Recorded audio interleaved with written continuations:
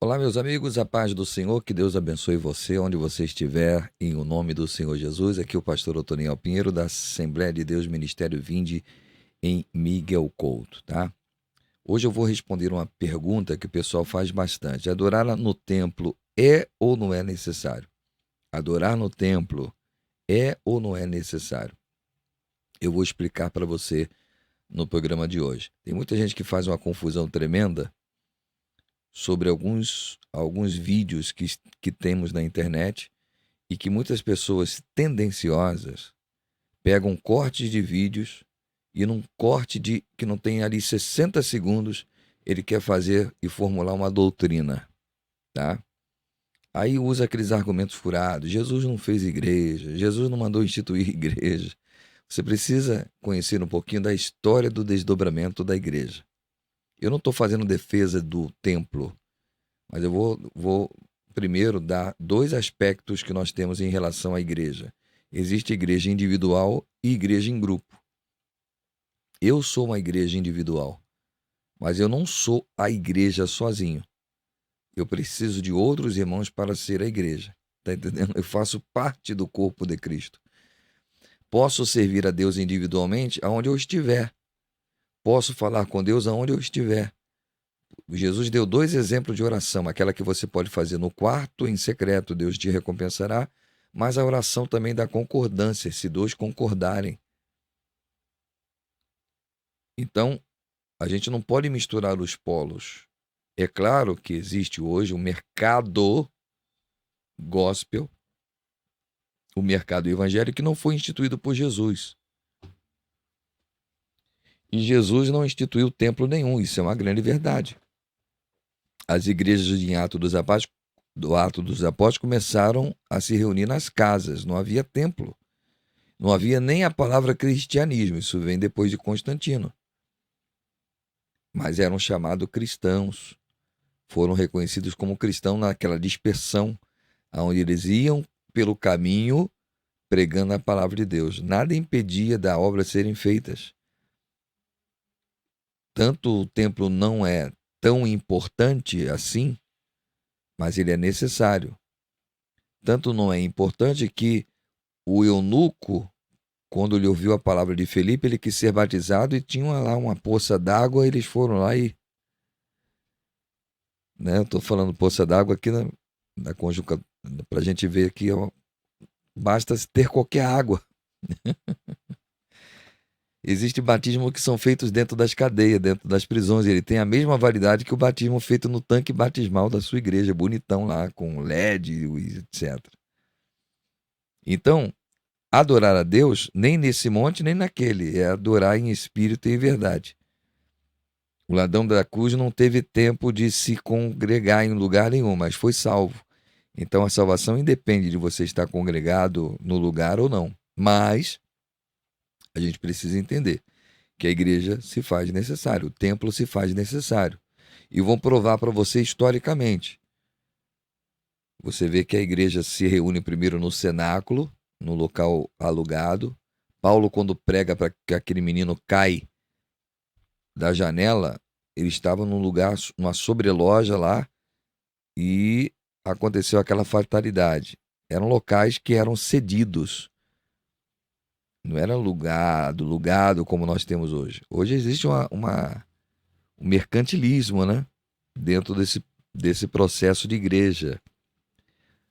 Mas aqui mesmo no Brasil, aqui no Rio de Janeiro, nos anos 80, muitos que congregavam em igrejas iam assistir à pregação de Caio Fábio no ABI, na Associação Brasileira de Imprensa, no Rio de Janeiro, no centro do Rio. A Igreja Maranata nasceu na ABI com o Paulo César Brito, né? E isso foi antes dos movimentos das comunidades evangélicas, que depois levaram a igreja para os galpões. E, paralelo a isso, existiam as igrejas neopentecostais, oriundas a Deus e Amor, que aluga qualquer tipo de loja e faz uma igreja. a Casa da Bênção, que tem igrejas também espalhadas em tudo quanto é lugar, depois a Igreja Nova Vida, depois a igreja que depois foi para templo também, porque o templo se faz necessário no sentido de organização de uma denominação. Não tem jeito, não tem como você correr disso. Agora, existem lugares que Jesus nem está nesses templos. Tem um nome de Jesus lá, mas Jesus não está lá. Que Jesus já foi expulso há muito tempo, como aconteceu em Nazaré. Se templo não fosse necessário, Jesus não estaria perdido com 12 anos no meio dos doutores, interrogando. Jesus não entraria em Nazaré, e onde foi dado o livro do profeta Isaías, e ali é que expulsaram ele. Então ele foi pregar na praia, foi pegar o barco de Pedro para poder pregar. Mas isso não tira o valor e a importância de locais organizados e estruturados para dar apoio àqueles que vão lá realizar o trabalho de oração. A minha casa será chamada casa de oração. Jesus tanto repreende que ele entra lá e levanta aquelas mesas do cambista, chicoteia todo mundo. O zelo da minha casa me consumirá. Então a casa de Deus se faz necessário. É o modelo judaico, né? Que depois o cristianismo toma esse modelo, né? O modelo do tabernáculo, da tenda da congregação, depois do tabernáculo e depois do templo. Então o templo se faz necessário. O templo não salva, mas o templo abriga. O templo é um local de concentração, é um local de concentração de massas. Há necessidade de hoje de megas templos, dependendo da denominação. Por exemplo, eu sou assembleiano. Aqui no Rio de Janeiro, as nossas igrejas são pequenas, mas em São Paulo são enormes. Eu fui na do José Wellington em Belém, Belenzinho. Gente, é um estádio, é um mini Maracanã. É um mini Maracanãzinho. São 10 mil pessoas sentadas e muito bem confortáveis sentadas. Imagina isso. É claro que isso não lota dia a dia. Nos dias de semana não é isso tudo. Pouca gente. Porque as pessoas estão trabalhando e tal. Mas nos grandes congressos, nos finais de semana e nos congressos da denominação, onde todas as congregações vêm, são mais de 1000 congregações que eles têm. Imagina aí, não tem um local apropriado do governo que, mesmo que fosse cedido, daria para comportar esse número de pessoas. Só o evento dos adolescentes dele lá, meu Deus, não cabe. Eles têm que fazer rotativo lá de 3 dias, 4 dias, 5 dias, às vezes até uma semana. A igreja de Cuiabá, que é uma igreja também fantástica, da Assembleia de Deus de Cuiabá, é o maior templo do Brasil. É um mini Maracanã também, eu acho que são mais de 10 mil pessoas sentadas. Porque tem muitas congregações. Isso eu estou falando só da nossa igreja. Não estou falando nem universal, nem nada. Se nós pegássemos todo mundo unidão mesmo, se fôssemos um povo unido, aqui a gente é muito dividido. Por isso que existem muitas denominações. E nos uníssemos para reunir no lugar, não caberia. A Avenida Paulista seria pequeno para a gente. Não cabe o número de fiéis. Nós estamos chegando a 60% da população brasileira, do povo evangélico. É muita gente. E vamos alcançar mais. Isso vai aumentar para 80% daqui a alguns anos. Isso inevitavelmente. Então o templo se faz necessário. Imagina a gente ir para a tua casa com 5 mil pessoas. Imagine você ceder, por mais que você seja legal e que seu terreno seja até um sítio, uma fazenda, mas imagina. Então tem que ter estrutura. Você tem que ter estrutura para poder fazer as coisas com decência, com ordem e apresentar o evangelho. Agora, é claro que isso não salva ninguém. Instituição, denominação, templo, essa mistificação que é feita, né? Aqui é que se deve adorar. Isso os samaritanos faziam. Não é aqui que se deve adorar. Não adora em Jerusalém, não.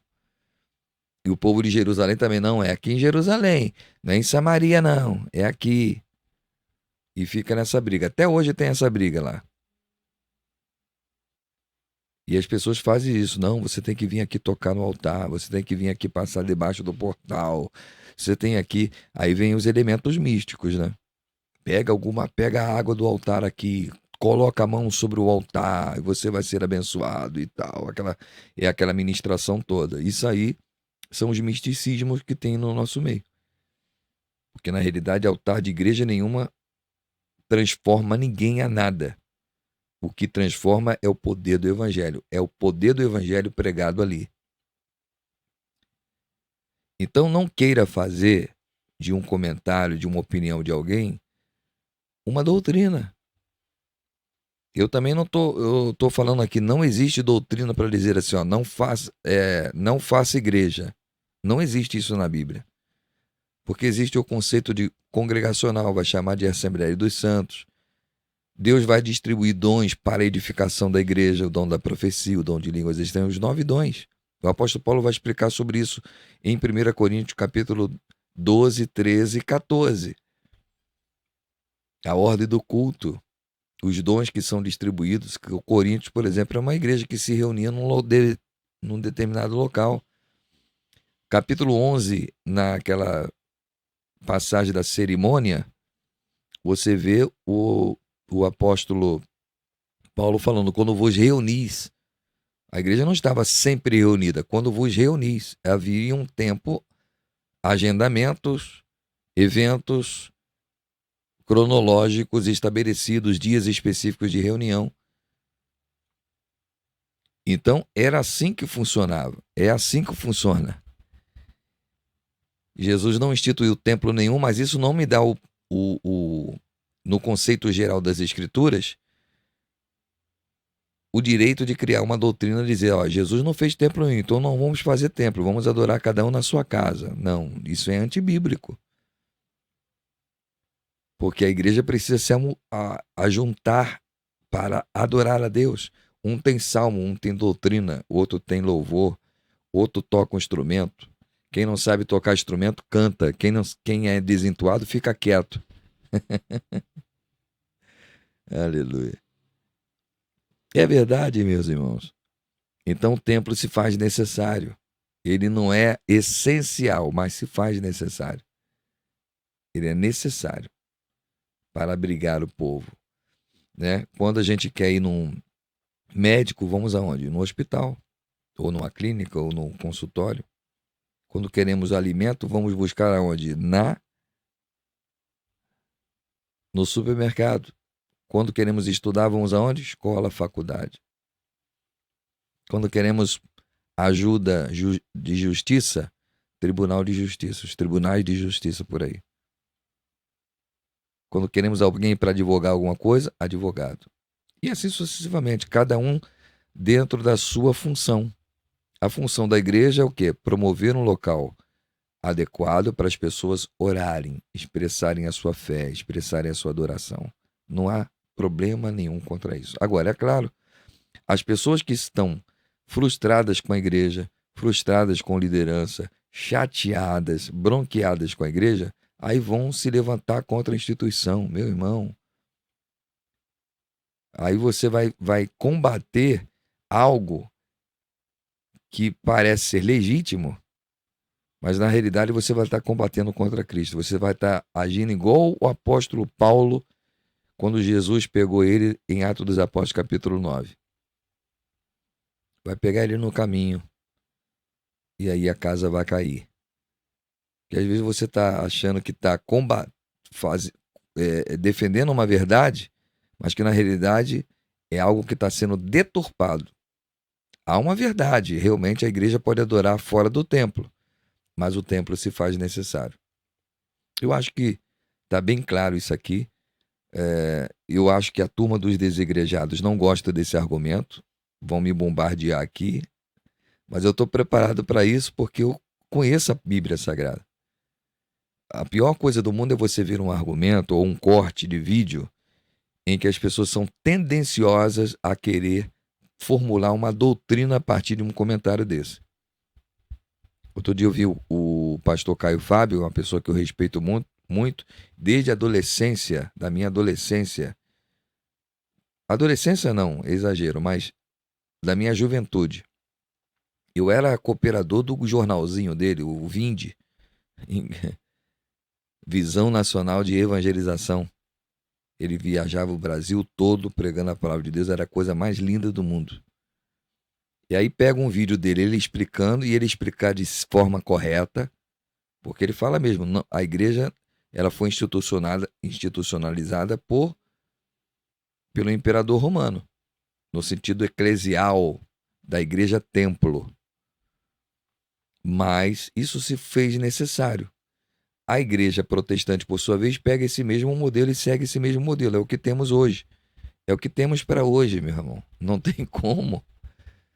O fato de você não ir numa igreja, numa instituição, você tem o direito de não ir, de não concordar, eu não quero estar debaixo de uma liderança, mas a liderança é instituída pela Bíblia. Deus vos darei pastores. Deus uns para pastores, não todos, deu uns para os pastores. Há pastores de Deus e há pastores que não são de Deus.